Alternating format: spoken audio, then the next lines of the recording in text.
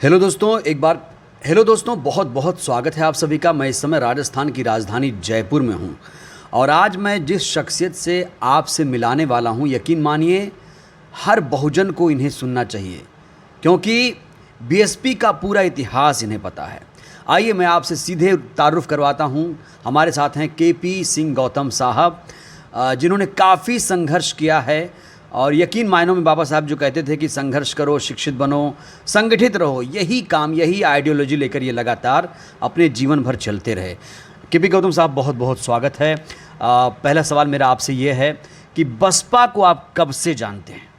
मैं बसपा को राजस्थान में सबसे पहले 1985 में बहन जी हमारे यहाँ घर पे आई, नेहरू नगर पानीपत। साहब कांशीराम आए, यहाँ 10 दिन रुके। इन्होंने कहा कि हमको, भाई आप हमारे इलाके के रहने वाले हो, हमारे पड़ोस के रहने वाले हो। बादलपुर के पास मेरा गांव है, जीतगढ़ी, यूपी बुलंदशहर में रहने वाला हूँ, सिकंदराबाद के पास।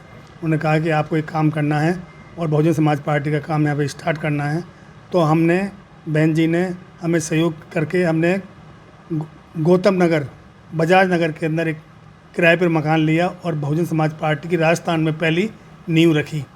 वहाँ नींव रखने के बाद में हमने काम स्टार्ट किया और उसके अंदर रामनाथ आर्य, जो आज के 10 साल पहले एक्सपायर हो गए, श्री रामचंद्र बैरवा और अन्य साथी जो जिन्होंने ये हमने काम स्टार्ट किया था, उन्होंने काम स्टार्ट किया। और पहली नींव 1985 में बजाज नगर में बहुजन समाज पार्टी की पहली नींव हमने वहाँ से स्टार्ट करी। उसके बाद में ये कारवां बढ़ता गया और ये काम बढ़ते बढ़ते फिर हमने यहाँ पर बनी पार्क में जगह ली।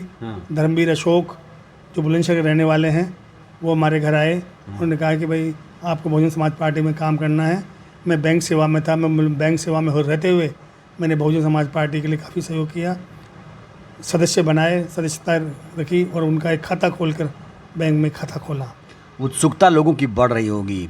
इतना पुराना बीएसपी का नेता इस समय बात कर रहा है। आपने कहा कि बहन जी यहाँ 1985 में आई थी, तो जानना चाहूँगा कि बहन जी से और कांशीराम जी से आपकी पहली मुलाकात कब और कैसे हुई? मेरे घर पे ही वो आए, रामचंद्र जी और डॉक्टर DR जाटव, ये सभी लोग हमारे घर पे आए। बोले जो है यूपी के बुलंदशहर के, जो है आपके बुलंदशहर के पास जो ये सिकंदराबाद के पास जो गांव जीतगढ़ी है, मैं वहाँ का रहने वाला हूँ। बादलपुर मेरे वहाँ से 10 किलोमीटर है। बोले आपके पड़ोस की रहने वाली बहन जी हैं, वो आप आई हुए हैं। तो मैंने बहन जी को ले आओ, तो बहन जी आई, साहब कांशीराम जी आए।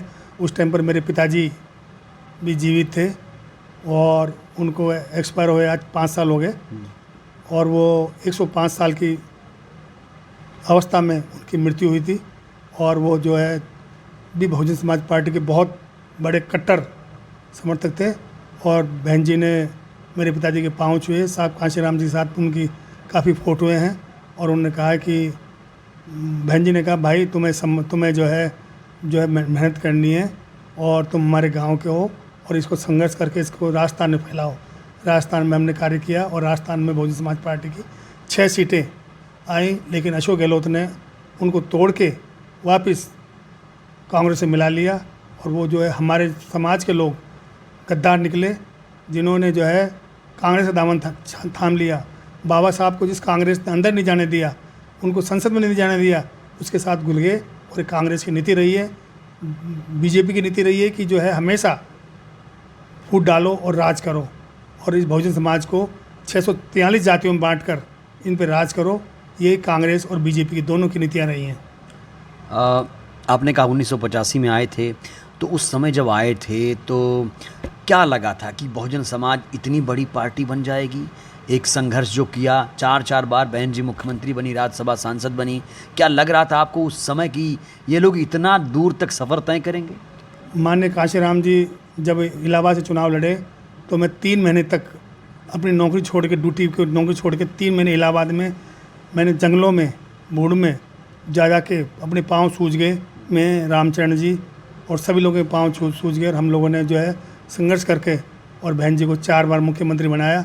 बहन जी ने के दिल में जो है, हम तो चाहते हैं कि बहन जी जो है प्रधानमंत्री बने और बनेंगी, कोई माई का लाल उनको रोक नहीं सकता।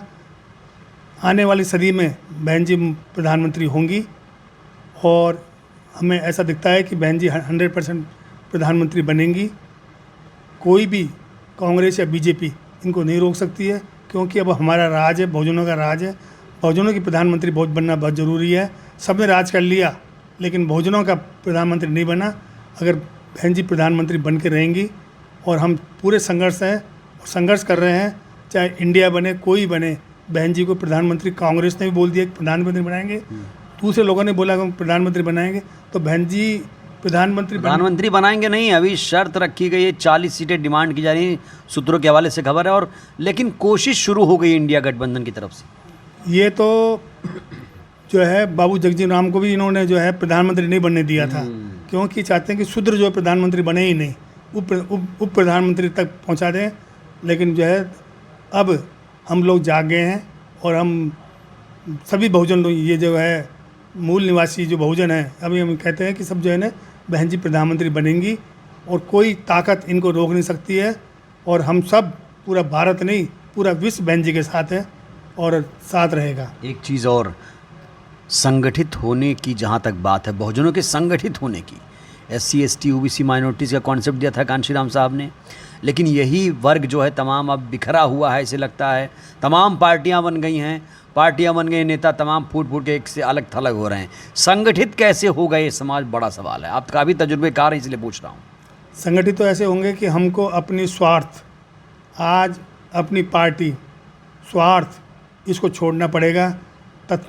तमाम समाज की जितनी भी बहुजन पार्टियां हैं उनको एक सुर में एक जगह होकर सबको कहना पड़ेगा कि भाई हमको अपनी अपनी डफली, अपना राग नहीं, हमको एक ही डफली के नीचे बहुजन समाज पार्टी है, उसके नीचे बहन मायावती को प्रधानमंत्री बनाना है। यही लक्ष्य लेके अगर हम काम करेंगे तो एक दिन बहुजनों का राज होगा। और बहन मायावती खुद ये नहीं चाहती हैं, उनके पास क्या कमी थी, उन्होंने जो है आज ज़िंदगी भर शादी नहीं करी, नहीं जो है, और वो चाहती तो खुद जो है आज एक बड़ी IAS कलेक्टर हो जाती। लेकिन उन्होंने साहब का सिद्धांत पे चले, बहुजन समाज पार्टी सिद्धांत पे चली और उन्होंने सब कुछ त्याग दिया। बोला मैं ये जो है सब त्यागती हूँ, और 4 बार मुख्यमंत्री बन गई। और उन्होंने राज्यसभा से उनको बोलने नहीं दिया, उनकी बातें नहीं सुनी। बोले अगर दलित को नहीं बोलने देंगे, अनुसूचित जाति के लोगों को नहीं बोलने देंगे, बहुजनों को नहीं बोलने देंगे, तो मेरी क्या काम की। उन्होंने आजकल को नगर पालिका का, अगर नगर पालिका की कोई सीट होती है ना, उसको छोड़ने के लिए भी है ना कोर्ट का सहारा लेते हैं। बहन जी ने तुरंत लात मार दी और उसको अपनी राज्यसभा की सीट को तुरंत छोड़ दिया। बोला मैं ऐसी सीट को लात मारती हूँ जहाँ मेरी आवाज़ नहीं सुनी जाए, मेरे बहुजनों की आवाज़ नहीं सुनी जाए। मैंने अपनी ज़िंदगी पूरी, उन्होंने ज़िंदगी जो 75 साल एक मेहनत करके, संघर्ष करके और एक आयरन लेडी की तरह उन्होंने काम किया, और बहुजन समाज उनका ऋणी है। बहुजन है नहीं, सारा विश्व उनका ऋणी है। आज उनको आयरन लेडी के नाम से जानते हैं। और एक लोग उम्मीद कर रहे हैं कि आयरन लेडी तो हैं, ठीक है, कोई बात नहीं, बहन जी को चाहते हैं कि एक बार कम से कम आके दहाड़ दें, सड़क पे उतर जाएं। क्या लगता है कि अब बहन जी अब आएंगी? क्योंकि आकाश आनंद राजस्थान में पदयात्रा कर रहे हैं, 3,500 किलोमीटर की पदयात्रा कर चुके हैं। देखो राकेश जो है आकाश आनंद एक युवा हैं, मेरी उनसे जो है बहुत खुशी है कि एक युवा, उनमें ऐसी सोच जागृत हो रही है, बहुजन समाज को लेकर चल रहे हैं। उनके कोई कमी नहीं है, उन्होंने विदेश में पढ़ाई करी और जो है 3,500 की यात्रा करना कोई मामूली बात नहीं है एक युवा के लिए, जहाँ पर जो है सर्दी, गर्मी, बरसात, दुनिया भर की समस्याओं को झेलते हुए उन्होंने करी। बहन जी के सिद्धांतों पर चल रहे हैं, हम उनके साथ हैं और उनके साथ रहेंगे। बहुजन समाज उनके साथ है, उनके साथ रहेगा हमेशा। बहन जी ने जो जैसा किया, बहन जी ने दहाड़ तो लगा रही हैं, लेकिन दहाड़ लगाने के बावजूद ज़िले इतने हैं। अभी हम जो है छत्तीसगढ़, कर्नाटक, आंध्र प्रदेश, असम, मेघालय, नागालैंड, सब जगह हमने जो है बहुजन समाज पार्टी की इसने वो करी है। और बहुजन समाज पार्टी को एक तीसरी पार्टी के रूप में, नेशनल राष्ट्रीय पार्टी में तीसरी पार्टी के रूप में, जिसके पास में कुछ भी नहीं है। बहुजन समाज पार्टी के पास न कोई डोनेशन देने वाला है। बीजेपी के लिए तो अडानी अंबानी है, ये डोनेशन देते हैं अरबों रुपया। और कांग्रेस के पास में दूसरे लोग हैं, वो तो पैदाइशी अरबपति हैं। अब बहुजन समाज पार्टी के पास तो खाने आगे तक नहीं पहुँच दे रहे हैं। और इसलिए कारवां थोड़ा जो है इनके लोगों के हाथ में डूडू बना। बीजेपी और कांग्रेस ब्राह्मणवाद हावी है, चाहे बीजेपी हो या कांग्रेस, ब्राह्मणवाद जो चाहता है कि जो इसके ऊपर हों। और ये नहीं, कांग्रेस बीजेपी ये भी चाहती है कि दलित मुस्लिम भी एक नहीं हो। मुस्लिम हमारे भाई हैं, मुस्लिम जो है हमारे ढाल हैं। अगर इनको बीजेपी और कांग्रेस चाहती है कि इनको मुस्लिमों को मारो, इनको आतंकवादी कहो, पाकिस्तानी कहो। अरे पाकिस्तानी कैसे? ये तो जो है देश की आज़ादी में मुस्लिमों जितना साथ दिया। आज जो है वैज्ञानिक जो चंद्रयान पे गए उसका हेड भी मुस्लिम था, और जो है हमारे राष्ट्रपति वो मुस्लिम थे, और जिन्होंने संघर्ष किया, क्या वो मुस्लिम हमारे दुश्मन हो सकते हैं? मुस्लिम ने कभी कोई हमारे खिलाफ कभी काम नहीं किया। मुस्लिम और दलित दोनों एक साथ हैं, एक पहिए के दो पहलू हैं। जब तक साथ चलेंगे तो ये गाड़ी चलेगी। अगर मुस्लिम को मार दिया तो दलित तो मर ही जाएगा ऑटोमेटिक। क्यों? हाँ उनकी ढाल है। जी। आखिरी बार कांशीराम जी से या बहन जी से आपकी कब मुलाकात हुई? आखिरी बार मैं बैंक से रिटायर 30 जून 2022 में हुआ, और बैंक की सेवाओं में मैं जो हमारे चेयरमैन साहब का मैं पीए रहा 6 वर्ष, और मुझे जो है पूरे इंडिया में घुमाया गया। मैं बहन जी से बड़ौदा में आज के 5 साल पहले मिला था। नौकरी के अंदर मुझे टाइम नहीं मिलता था, लेकिन अब मैं पूर्ण रूप से बहन जी के साथ हूँ, और बहन जी से मिलूँगा, आनंद साहब से मिलूँगा। क्योंकि नौकरी में रहते हुए स्टेट बैंक ऑफ इंडिया की नौकरी इतनी खतरनाक है कि उसके अंदर रहते हुए हम जो है सुबह 7 बजे निकल जाते, रात के 12 बजे 1 बजे तक आते, तो कुछ करने का टाइम नहीं मिलता। अब मैं निवृत्त हो गया और मैं बहुजन समाज पार्टी के साथ हूँ, और अब मैं मिल के बहुजन समाज पार्टी के इस कारवां को और बहन मायावती को तमाम युवाओं को आखिरी सवाल, तमाम युवाओं को क्या संदेश देंगे जो आपको देखकर इंस्पायर हों? युवाओं को मैं ये कहना चाहता हूँ कि जो है युवा अपने जो है आगे बढ़ें, और हम आर्थिक क्षेत्र में जब तक हमारा आर्थिक क्षेत्र नहीं मजबूत होगा, आज देख लीजिए कोई भी नेता है, चाहे गडकरी है अरबपति है, अमित शाह है अरबपति है, इनके इंडस्ट्री चल रही है, तो हमको कम से कम इतना उद्योगपति इतना बड़ा नहीं बन के, लेकिन कम से कम अपने समाज में जो हमारा हक है, जो 95% हमारी जो है आबादी है, आबादी के अनुसार हमको आर्थिक आधार पर हमारा हक, उसमें रिजर्वेशन हमको मिलना चाहिए। सभी व्यापार के ऊपर बड़ियों का अधिकार है, ये जो है अधिकार नहीं चलेगा। अनुसूचित जाति, जनजाति, पिछड़ी जाति और युवाओं को आगे बढ़ने के लिए जो है ना, इस रोज़गार से बिजनेस में आगे बढ़ें, बिजनेस में लें, युवाओं के लिए आगे बढ़कर, और जो है बहुजन समाज पार्टी की ओर आकर्षित हों।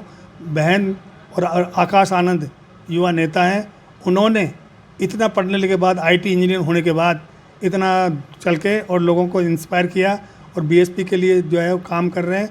और युवाओं को आज ये हम ये कहना चाहते हैं कि युवा अब को समझें, हम जो है समझे बीजेपी की चाल को, कांग्रेस की चाल को समझें, और बहुजन समाज पार्टी की ओर आएँ, और बहन मायावती को प्रधानमंत्री बनाएं। तो बाबा साहब ने कहा था कि सत्ता की चाबी जिनके पास है वो ताले सब खुल जाते हैं। एक बार अगर बहन जी प्रधानमंत्री बन गई तो युवाओं को आगे बढ़ने में कोई नहीं रोक सकता। हमारा बहुजनों का राज आएगा, क्रांति चालू हो चुकी है, और क्रांति के बाद हम चाहते हैं कि बहन प्रधानमंत्री बने और देश बहुजनों का राज हो।